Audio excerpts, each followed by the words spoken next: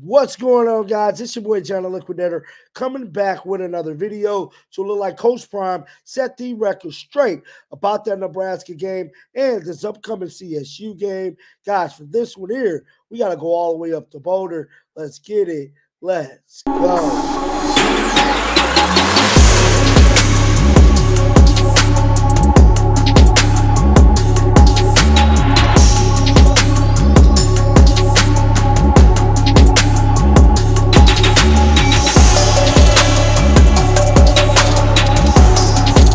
Coach Prime immediately talked to the media today as normal, and he opened up about the loss to Nebraska and the CSU game. I'm done talking. Roll the and free. 3 other drives at fewer than 5 plays. That's a good thing. That's positive. Shiloh, injury update, had surgery on Sunday. I believe came through it all right. He woke up medicated, highly said he was going to play this week, but that's just Shiloh. Said some other things on the medication that I choose not to share. I don't want to go there. Everything else was cool. Let me start out with the main thing. Whoever reported that I told the band not to play the fight song, that's idiotic. Y'all know that. Like when you saw that, you know that was a lie. We got to start having some kind of accountability to this. I understand that this is a free and an open world, that everybody is not a journalist, everybody's not an analyst, everybody's really hadn't put in a lot of work to do what you all do. I'm thankful for many of y'all that take your job and your craft serious, and consequently, you get facts before you run with false narratives. But please know that that stuff affects people. Me, you've been attacking me my whole life, so I'm good. But other people that's involved, band members, Buffs, Faithful, and alumni and all that, sometimes they don't know what to believe. And oftentimes in life, we believe the first thing we hear, in which we shouldn't. I just would challenge you to be more responsible with your reporting. And I never wanted to get personal. So when it gets personal, you got to really think about that. You got to understand, I have a huge platform. I could really get personal if I wanted to, but I choose not to do that because that's not right. Some things in life is just not right. And I don't want to go there, and I won't go there. But think about it. Just my family alone, the platform is enormous. If we really wanted to go there, we could go there. But we would never do that. We weren't raised like that. We weren't brought up like that. We were brought up to love that neighbor as much as we can. Now let's continue. Let's get to the good stuff. Thank you, George. There she go. Yep, here I am. Nikki Edwards, CU Sports Report. Just beginning of the week, what is the main message that you're trying to instill in your team to really get back in this game? I think second half defensively, they did that. They did that. Well, we got to start strong. Really accountability, understanding this urgency. I challenge them, if your person that you love the most, that you care for the most, was dependent upon your performance at practice today, how would you go about it? That was the challenge today. So that's how we're going about it. We are holding everybody accountable, including myself, in sense of urgency. Hey, Coach. Auburn Hayes, Scopa Sports. Looking ahead to CSU, when they've played one of the best teams in the nation and a lot lesser opponent in Northern Colorado, obviously 2 different outcomes. How does that impact your game plan and your scouting this week? Say that first part again. I'm sorry. When you play a team like Texas, when CSU plays a team like Texas, that's one of the best in the nation, and yeah, they play a much lesser team like Northern Colorado. Yeah. Obviously 2 different results. How does that impact your scouting game plan when you're It's a good question. 2 ends of the spectrum? Well, they're consistent with the plays they run. They're consistent with the personnel changes that they have. They're consistent with some of the things they do. So you scout the consistency in what they run. I know that a wonderful gentleman that coaches them said we look a lot like the same team as last season. I'm not going to say that about them. I'm going to say they're doing some wonderful things. And we just got to be stout to stop them in all phases. Hey, Coach, have you gotten a rough timeline yet on Shiloh in terms of how much he might lose? Knowing Shiloh, Shallow has God in his corner. I'm telling you, I had never seen nothing like it. The healing ability. I think Shallow was out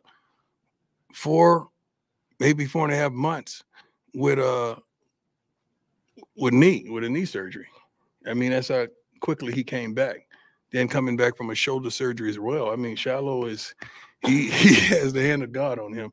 So I would say 2 to 3 weeks. I would say. We saw Carter Stottmeyer replace him. Yeah. What does he bring to the mix there? Carter's big, physical, could play corner, could play safety, could run. Had a couple phenomenal open field tackles. He's the future kid that we went and got out of high school, and he's been doing a wonderful job. He's the son of a professional player. His daddy raised him profoundly. I mean, we talk often. He's one of my dearest friends that played for the Cowboys with me. And we live right around the corner from one another back in the day. But Carter brings a lot to the table. They'll compliment Cam as well. Hey, Coach, Jack Harlow with Buffalo. Jack Harlow. Yeah. You mentioned after the game that Shadozier and I believe Isaiah Harge were dealing with. As well as Shador. And Shador. Oh, so it was a TV timeout.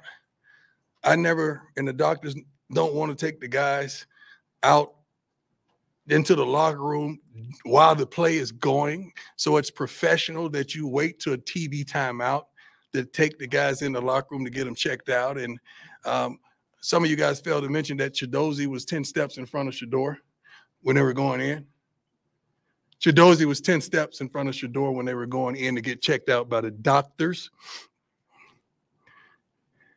Do you have an update on those three and how they're doing today? Shadozi, we're praying for him that he can make it back.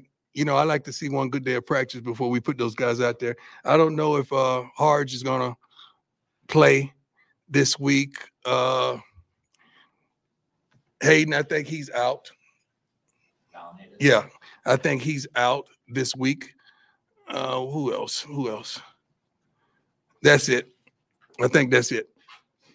I may have forgotten one or two guys, but I feel like that's it. Bentley he practiced today. He's getting it together. He's still limping a little bit. Probably give him tomorrow off because we know what we're going to get from him on Saturday. Hey, Coach. How you doing, sir? We're good. How are you? Good. You've mentioned a couple times, but last week that you need to get the running game going. Yeah. What does it take to actually commit to it and get it going? Like, well, sometimes the game dictates certain things you must do. I think you guys see that no third and shorts, fourth and shorts. We try to do that. We try to run the football. It's an attitude. It's a straight attitude. You gotta whoop your guy on that particular play, and I think we've committed to it on certain plays.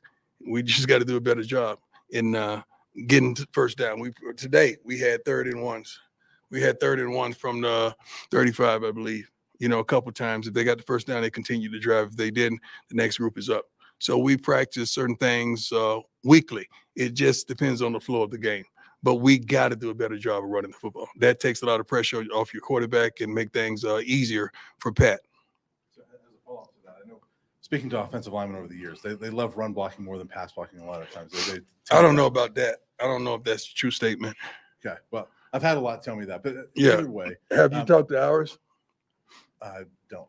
Yeah. I don't think so. That so you can't say that now. Okay. Yeah. Well, in run blocking, they can be more aggressive, right? Yes, sir. So my question would be, is that something that maybe this line could benefit from? Like, they can come out and be aggressive, let those dogs out and let them be aggressive right from the start. Well, that's the approach.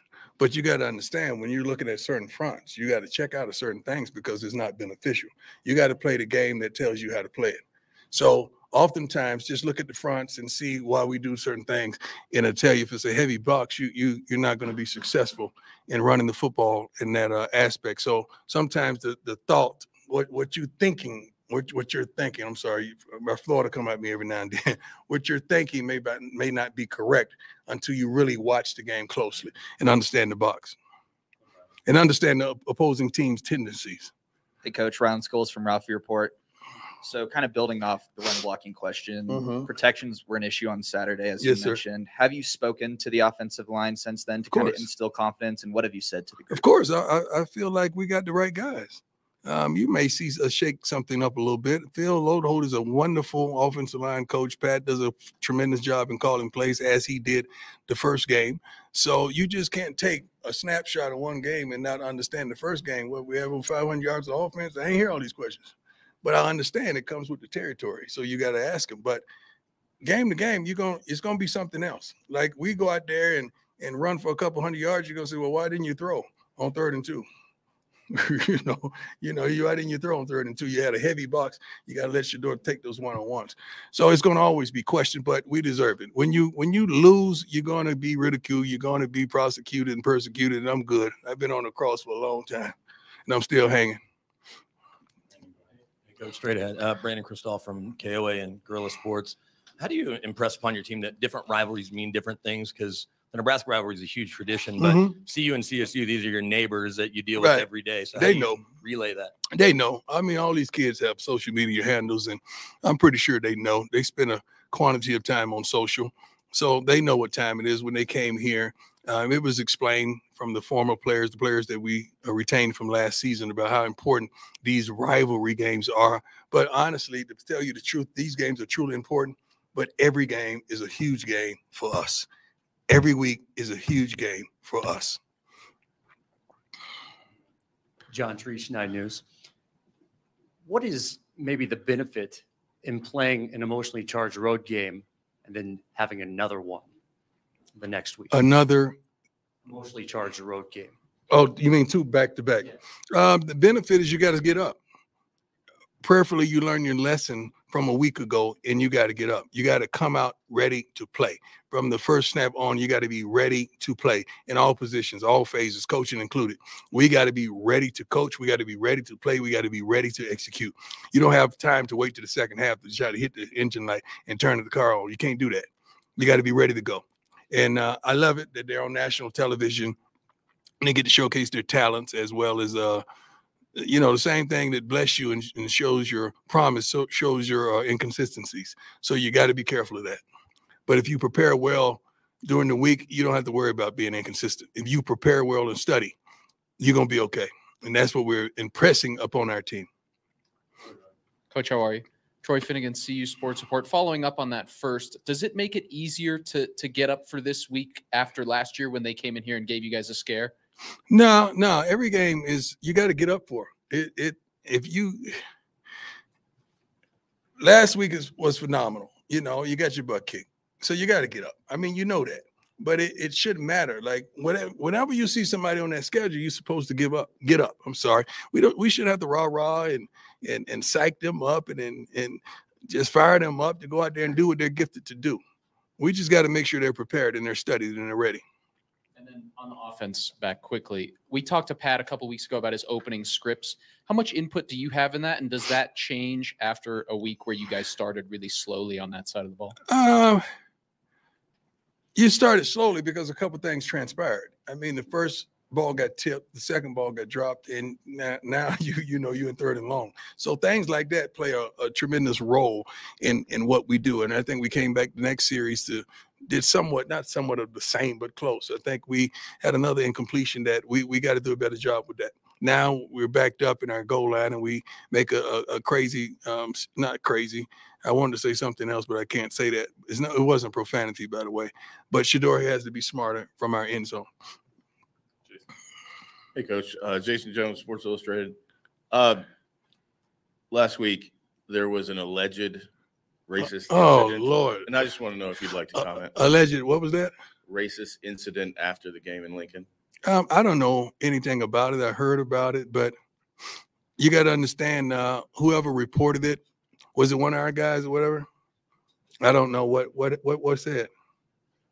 There was a slur shouted at coaches and staffers when you guys were packing up. Well, or so it was reported. Well, if they said it happened, when you guys said it happened, don't it mean it happened?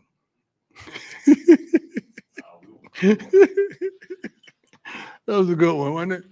You guys said a lot of things that happened and really hadn't happened. Well, I don't know anything about a racist, so I try to stay out of the race stuff. I don't like to play that card until I'm dealt that hand profoundly in front of others. as a coach, how do you balance trusting the process? You hear that like the Sixers and everything, right? Trust the process, even if it's not working in the beginning, you stick with it, versus knowing when to make changes. Like, is that just a feel thing, case by case? We're 1-1, and you want a bunch of changes. Not you, but I'm saying you got to understand it. I just as a coach, just in your philosophy. Oh, you know what time it is before you guys even sense it. I'm out there practice every day. I'm watching film every day. I'm falling asleep watching during tape. So. And I'm going over all the practice grades as well as game grades and seeing what we're got ahead of us and what we did today. So we have a lot of knowledge in-house that you guys aren't privy to that we get to see tape every day. So when we make a change or we don't, there's reason. And sometimes you got to trust that we're in the inside. That's just like me coming in and tell you to turn the air down in your house. Well, shoot, she likes it cold. Well, she likes it hot. I can't tell you what to do in your house because I'm not in there. I guess I really wasn't referring to your specific situation. I think I'm just talking about as a coach, when do you know, well, hey, it's not working, but I can start to see some things that are indicative of us learning versus, hey, that just doesn't really work. I don't know what not working means. Okay, we can just move on. 14 games into your tenure here, what would you say your identity is that you're? I'm not looking for my identity, man. I'm looking to win. I'm not trying to find myself. I'm not lost. I'm not looking for my identity. We're trying to win. We're trying to get guys to the next level. We're trying to graduate young men. We're trying to turn them into men, not boys. There's just a lot going on here besides just on the field. On the field is profound. That's the echo of everything. So number one, we're trying to win. I'm not looking for identity. The last one I had for you today is sir. Over the offseason, Coach Norvell's family has made some derogatory comments towards your family. Yeah. His wife and his son. Yeah. Just curious how you feel about this rivalry and how you feel about your counterpart at Colorado State. Well, I had the honor and the pleasure at the Big 12 meetings to meet his wife. She's delightful. Excuse me? I'm not looking for an apology. I just met her. She was delightful. The rest of his family. I haven't met him. I don't know. I don't judge people based off what they say when they're emotional. I can't do that, man. My heart ain't built like that. But when you show me who you are, I gotta believe you. But I hadn't seen that. I don't know. I just met his wife and she was delightful. Thank you. Coach Leo Rivera with Go Buff Sports. What role has the scout team need to play this week in order to get you guys that victory on Saturday night? Tremendous. They've been doing a great job. I think today, instead of going straight scout team, we did a lot of the 2s versus 1s. The 2s pretty much ran the scout team today, and they did a phenomenal job mixing in with some of the others. But the scout team is vital. They're vital on what they contribute. And we always have each week, we have scout team players of the week at certain positions, and they get to travel, they get to dress. And we had several guys make it last week that did a phenomenal job in the scout team. So we reward those guys weekly. So, Coach, how you doing? How you doing, sir? I'm doing well. You mentioned a handful of times how quarterback Shedeur in particular have to look out at the defense and, kind of make decisions, based on what play to call. How much freedom really does Shedeur have at the line of scrimmage? He has freedom to make those decisions, and how much is that a part of this offense, down to down? Well, he has freedom because he's earned it. I mean, he's a senior. He's played a lot of football, seen a lot of football, and he has a tremendous relationship with Pat. They trust one another.